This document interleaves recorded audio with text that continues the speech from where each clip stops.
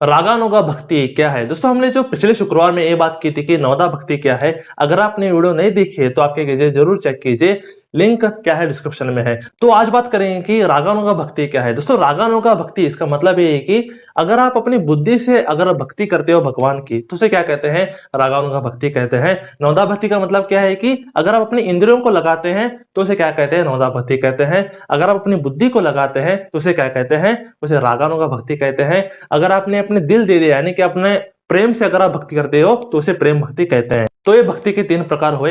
रागानुगा भक्ति का मतलब है कि अगर आप अपनी बुद्धि को लगाते हो भगवान में और भगवान को समझते हो तो उसे क्या कहते हैं, रागानुगा भक्ति कहते हैं। यानी कि रागानुगा भक्ति का मतलब क्या है कि भगवान को समझना। पर सवाल ये है कि भगवान को समझे कैसे। भगवान को समझने के अनगिनत तरीके हैं, पर मुख्य जो 2 तरीके हैं वो बहुत ज्यादा इंपॉर्टेंट है। पहला ये है कि आपको भगवान के वाणी को समझना पड़ेगा। दूसरा ये है कि भगवान के चरित्र को समझना पड़ेगा। भगवान के चरित्र को अगर किसी ने समझ लिया, भगवान के वाणी को अगर किसी ने समझ लिया तो गारंटी भगवान को समझ जाएगा और अपनी बुद्धि से भगवान की भक्ति करेगा, यानी कि वो अपग्रेड हो जाएगा भक्ति में। पर सवाल ये है कि भगवान की वाणी को समझे कैसे। जैसे कि आप जानते हैं कि गीता, भगवत गीता क्या है, ये भगवान की वाणी ही है। आपको भगवत गीता पढ़नी पड़ेगी, यानी कि जब भी आप भगवत गीता को पढ़ते हो या जब भी आप भगवान की लीलाओं को पढ़ते हो तब आपको कुछ ना कुछ समझ में आना शुरू हो जाएगा। जैसे कि भगवत गीता में क्या है, वो भगवान की बुद्धि है, यानी कि भगवान की वाणी है। भगवान क्या बताना चाहते थे हमें, ये क्या है भगवत गीता में लिखा गया है। आप क्या कीजिए, आप भगवत गीता को हमेशा पढ़ते रहिए। जैसे कि अगर मैं अपनी बात करूं तो जब भी मैंने पहली बार पढ़ा था ना तो मुझे कुछ भी समझ में नहीं आया था। तो मैंने 4 बार पढ़ा फिर भी कुछ भी समझ में नहीं आया। फिर भी मैं हार नहीं माना, मैं पढ़ता ही गया और आज तक मैंने 24 बार गीता पढ़ी है।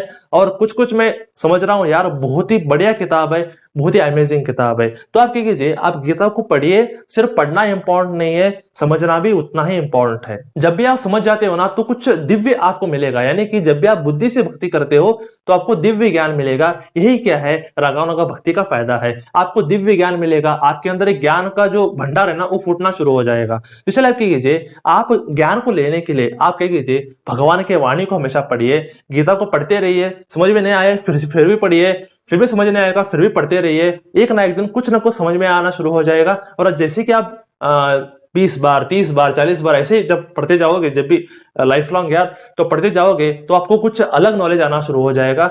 ऐसा नॉलेज जो दुनिया में है ही नहीं, आपको ऐसा दिव्य ज्ञान आपको मिलना शुरू हो जाएगा और आप भगवान के एग्जिस्टेंस को अपनी जिंदगी में देखोगे। इसलिए आप क्या कीजिए, गीता को जरूर पढ़िए। और दूसरा तरीका ये है कि भगवान के चरित्र को समझना। जैसे कि आप जानते हो कि भगवान को समझना वास्तव में इम्पॉसिबल है, पर उन्होंने बहुत सारी लीलाएं की हैं। हम उन लीलाओं के तरीके से ही हम उनको समझ सकते हैं। इसलिए आप क्या कीजिए, आप रामायण पढ़िए, भागवतम पढ़िए, या आप विष्णु पुराण हो अगर आपके पास तो वो पढ़िए। ऐसे क्या है कि ऐसे बहुत सारे ग्रंथ हैं जो भगवान की लीलाओं पर आधारित है। गर्ग संहिता है, बहुत ही बढ़िया किताब है। जब भी आप ऐसे भगवान के चरित्र वाले आप किताब समझते हो तो एक बोलते हैं ना कि एक बहुत ही आनंद जैसा आपको आ जाएगा, बहुत सारा आपको नॉलेज मिलेगा उससे। तो आप क्या कीजिए, आप भगवान के चरित्र को समझिए। जब भी वाणी को समझोगे, चरित्र को समझोगे, आप भगवान को समझना शुरू कर दोगे। आप पहले गीता को समझिए और बाद में भागवतम को खरीदिए। अगर आपके पास ये 2 ही किताबें हैं तो काफी है रागानुगा भक्ति करने के लिए। इसलिए आप क्या कीजिए, आप पहले वैदिक साधना भक्ति करिए, डायरेक्ट आप रागानुगा में नहीं आ सकते। तो आप क्या कीजिए, उस वीडियो को जरूर देखिए जो यहाँ पे आ रहा है ना, उसको जरूर देखिए।